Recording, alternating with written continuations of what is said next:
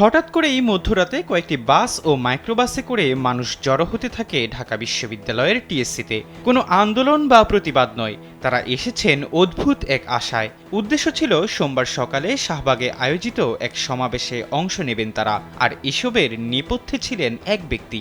সমাবেশে অংশ নেওয়ার জন্য অনেকের কাছ থেকে নেওয়া হয়েছে 1000 টাকাও। এমন এক রহস্যময় সমাবেশের নেপথ্যে কে আর উদ্দেশ্যই বা কী ছিল, তা নিয়ে জনমনে তৈরি হয়েছে ব্যাপক আলোচনা। জানা যায়, দেশের বিভিন্ন প্রান্ত থেকে গরিব ও অসহায় শত শত মানুষকে বিনা সুদে ঋণ দেওয়ার প্রতিশ্রুতি দিয়ে ঢাকায় নিয়ে এসেছে অহিংস গণ অভ্যুত্থান বাংলাদেশ নামের একটি সংগঠন, যার নেপথ্যে রয়েছেন আবম মোস্তফা আমিন নামে এক ব্যক্তি। স্যান্ডেলিনা সো, রূপচর্চায় আভিজাত্য।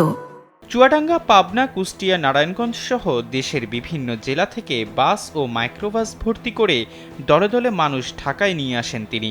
তাদের বলা হয়েছিল শাহবাগে সোমবার সকাল 10টায় একটি গুরুত্বপূর্ণ সভা হবে, যেখানে ঋণ সংক্রান্ত সিদ্ধান্ত নেওয়া হবে।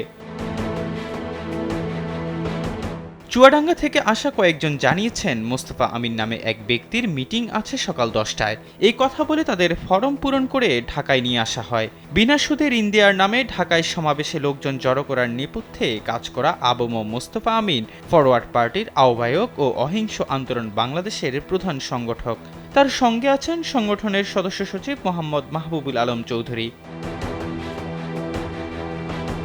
সংগঠনটির নেতারা কয়েকদিন আগে থেকেই ঢাকায় মানুষ জমায়েতের পরিকল্পনা করছিলেন। মোস্তফা আমিন সম্প্রতি তার ফেসবুক অ্যাকাউন্টে স্ট্যাটাস দেন, স্মরণকালের সর্ববৃহৎ সমাবেশ অনুষ্ঠিত হবে 25 নভেম্বর 2024 তারিখে শাহবাগ মোড়ে সকাল 10টায়, ইতিহাসে নাম লিখান। এদিকে ঢাকায় আসা ব্যক্তিদের সঙ্গে কথা বলে জানা গেছে, এনজিও সংস্থার পরিচয়ে দেশের বিভিন্ন স্থানে কিছু ব্যক্তি মানুষকে বিনা সুদে ঋণ দেওয়ার আশ্বাস দেন। তারা বলেছেন, ঢাকায় গেলে বিনা সুদে 1 থেকে 10 লাখ টাকা করে ঋণ দেওয়া হবে। অনেকের কাছে এই জন্য 1000 টাকা করেও নিয়েছেন তারা। এই আশ্বাসের পরিপ্রেক্ষিতে তারা গাড়িতে করে ঢাকায় এসেছেন।